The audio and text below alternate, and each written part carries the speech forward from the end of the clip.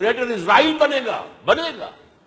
حدیث میں خبریں یہ سارے مسلمان ممالک تمہارے ہاتھ سے نکل جائیں گے مسلمانوں. یہ عراق اور اردن اور یہ اور وہ، یہاں تک کہ ترکی، سعودی عرب کا بھی شمالی حصہ نکل جائے گا. البتہ مدینے کا جو ان کا پروگرام ہے اس کو اللہ نہیں پورا ہونے دے گا. مدینے میں داخلے کی ان کو اجازت نہیں ملے گی. بہرحال یہ سارا کچھ ہونے والا ہے. وہ وقت بھی آنے والا ہے کہ حضور کی ایک حدیث کے مطابق ایک شخص کے 1000 بیٹے ہوں گے تو 999 ختم ہو جائیں گے، ایک بچے گا. یہ وقت بھی آنے والا ہے کہ حضور فرماتے ہیں اتنی بڑی جنگ ہوگی، اتنی خوریزی ہوگی کہ پوری زمین اٹ جائے گی لاشوں سے. تو پرندہ جو ہے کوئی، ایک تو پرندے ہوتے ہیں کہ جو مردار خور ہے، گدھ ہے، وہ تو بڑی خوشی سے اتریں گے، تناول فرمائیں گے لاشوں کو. اسی طریقے سے کوے ہیں، چیلے ہیں. لیکن جو نفاست پسند پرندے ہیں وہ لاش کے اوپر اترنا نہیں چاہتے. تو ایک پرندہ اڑتا چلا جائے گا، اسے کہیں زمین پر اترنے کی جگہ نہیں ملے گی، لاشیں لاشیں ہوں گی. یہاں تک کہ وہ تھک ہار کر اس کی جو ہے پر جواب دے جائیں گے، گرے گا تو لاش پر گرے گا. یہ وقت آنے والا، اور یہ یہودیوں کے ہاتھ میں، یا یہودیوں کے جو سپورٹرز ہیں اس وقت، جو ان کے ہاتھ میں آلہ کار، ان کے ہاتھوں آنا ہے. میرے نزدیک اس کام کے لیے اس ملعون قوم کو، کہ جو حضرت عیسیٰ کے زمانے سے ملعون ہو چکی، اس کو باقی رکھا گیا ہے. اسے یہ موقع دیا گیا ہے. اس نے اسرائیل بنا لیا ہے. تقریباً 2000 سال کے بعد وہ دوبارہ آ کر آباد ہوئے اس سرزمین میں جہاں سے نکال دیے گئے تھے 70 عیسوی کے اندر. یہ سارا کچھ کیوں ہو رہا ہے؟ ان کا یہ استثناء کیوں کیا گیا؟ یہ بڑی تلخ بات ہے، یہ یاد کر لیجیے. کیونکہ یا تو قوم اسی وقت ہلاک کر دی جاتی، جیسا کہ ہوا قوم نوح، قوم ہود، قوم عاد، قوم ثمود، قوم شعیب. یہ ہوا کہ نہیں ہوا؟ اور سدوم اور عمورہ کی بستیاں جہاں حضرت لوط بھیجے گئے، اور آل فرعون جو ہلاک کیے گئے. یا تو پوری قوم ہلاک کی جاتی؟ نہیں. یہ یوں سمجھیے کہ اس پورے معاملے کو درمیان میں سے ایک وقفہ دے دیا گیا، حضرت عیسیٰ کو اٹھا لیا گیا، اور حضرت عیسیٰ دوبارہ آئیں گے. یہ کیوں کیا گیا؟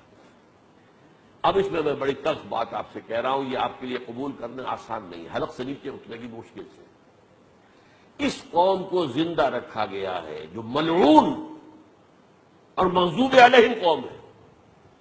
سب سورہ فاتحہ میں مفسرین لکھتے ہیں ضالین یہ نصارہ ہے، اور مغضوب علیہم یہ یہودی ہیں.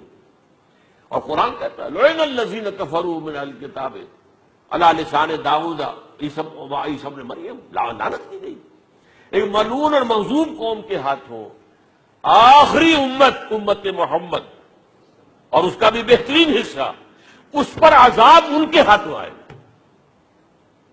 اربوں پر عذاب یہودیوں کے ہاتھوں، اس لیے ان کو بچایا گیا. یہ میں نے کئی دفعہ واقعہ سنایا، مولانا اسرائیل صاحب بتایا کرتے تھے، کیونکہ وہ راجپوت تھے، یو پی کے راجپوت مشرقی حصے کے، کہ ہمارے یہاں کوئی نوجوان اگر کوئی بڑی گری ہوئی حرکت کرتا تھا تو اس کے سر پر چمار کے ذریعے، چمار کے ہاتھوں جوتا لگایا جاتا تھا. اگر راجپوت کے سر پر راجپوت کا جوتا گرا تو چلو تکلیف تو ہوئی، لیکن یہ کہ راجپوت کا جوتا گرا ہے نا، پڑا ہے.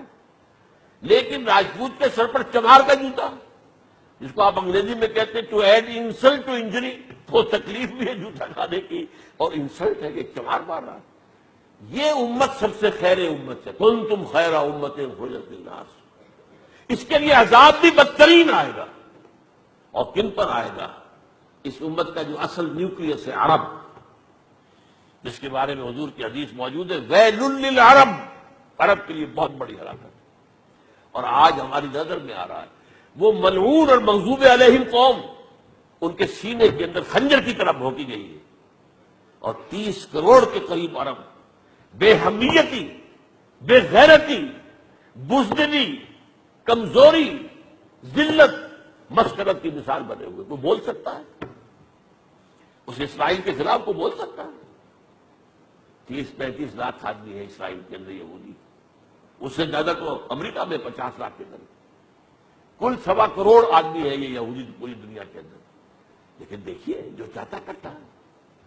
جب چاہا اس نے عراق کے ایٹمک انسٹالیشن کو تباہ کر دیا، اور سعودی عرب کی فضا میں اس کو فیول کٹ کیا ہے انہوں نے. دوبارہ ری فیولنگ جو ہوئی ہے ان کے جہازوں کی، وہ سعودی عرب کی فضا میں ہوئی. اللہ تعالیٰ نے یہ کوڑا ان مسلمانوں کے لیے رکھا ہوا ہے کہ جن کے رتبے ہیں سوا، ان کی سوا مشکل ہے. جتنا اونچا مقام اللہ نے دیا عربوں کو، ان میں حضور کو اٹھایا، ان کی زبان میں اپنا آخری کلام نازل کیا، تو ان کی ذمہ داری بھی بہت ہے. جن کے رتبے ہیں سوا، ان کی سوا مشکل ہے. یہ ہے میرے نزدیک واللہ اعلم